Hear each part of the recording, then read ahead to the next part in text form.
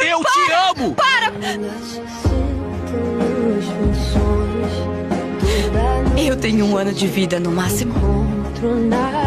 Você ainda me ama, Darren? Você ainda me ama? Mas a gente pode... Não existe a gente! Eu sei que é muito difícil de acreditar, mas eu te amo, isso é sério e...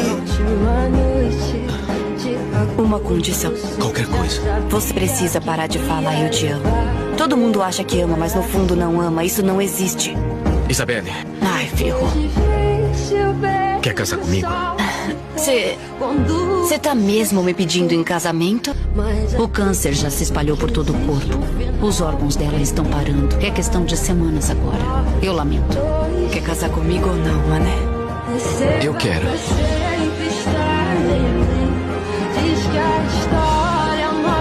Eu também.